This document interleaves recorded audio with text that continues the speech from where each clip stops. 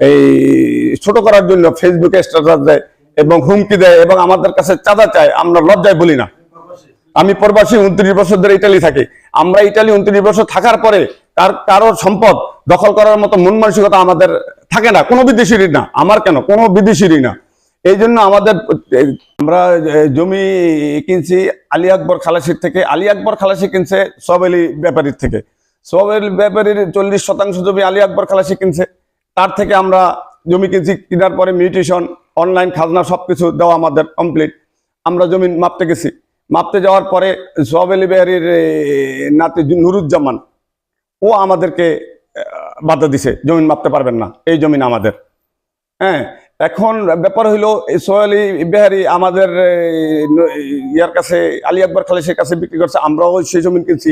আরো যদি ওর দাদাকে ওর কাছে বিক্রি করে থাকে, ওরা আমাদেরকে বাধা দিতে পারে যে জমিন এখানে কম আছে বেশি আছে, আপনারা এটাই করেন। ওদের তো এক করা সম্পত্তি নয়। এই অপপ্রচার করার জন্য, আমাদের মানহানি করার জন্য নুরুজ্জামান আমাদের বিভিন্নভাবে এই ছোট করার জন্য ফেসবুকে স্ট্যাটাস দেয় এবং হুমকি দেয় এবং আমাদের কাছে চাঁদা চায়, আমরা লজ্জায় বলি না।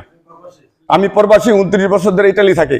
আমরা ইটালি 29 বছর থাকার পরে কারোর সম্পদ দখল করার মতো মন মানসিকতা আমাদের থাকে না, কোনো বিদেশিরই না, আমার কেন কোনো বিদেশিরই না।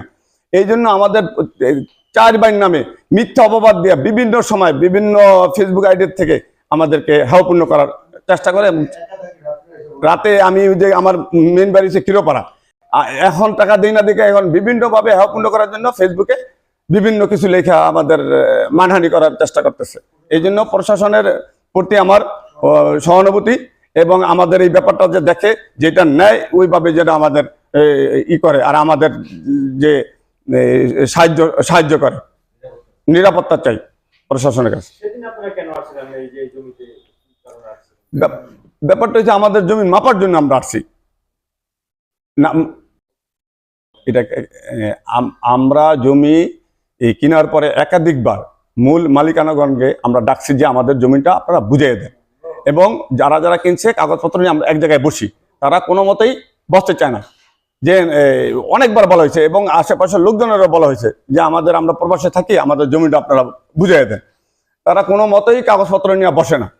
তারপরে আমাদের এই তহসিলদার সাহেবের কাছে বললাম যে আপনাদের জমি সবকিছু জেনুইন আছে, আপনার ৭৭-এর দলিল, যদি এরপরে কেউ কিনা থাকে আপনার ৭৭-এর দলিল বুঝিয়ে দেওয়ার পরে 40% তারা পাবে। এবং এক মুরব্বীর কাছে সে ফোনও দিছে তহসিলদার যে তাদের জমিটা আগে বুঝিয়ে দিয়ে তারপর বাকি জমি যদি কেউ কিনে থাকে তারা পাবে। এরপরও আমরা কি করতে পারি, তারপর আমরা মাপতে গেছি, এরপরে তো হই হাল্লা করে তাদের যে সিমটম দেখে আমরা ভয় ওখান থেকে আইসা পড়ছি। তারপরেও আমাদের ফেসবুকে বিভিন্নভাবে হেয়পূর্ণ করার জন্য বিভিন্ন ভাইয়ের নামে লিখতেছে। এটা আপনাদের কাছে আমার বিচার হইল।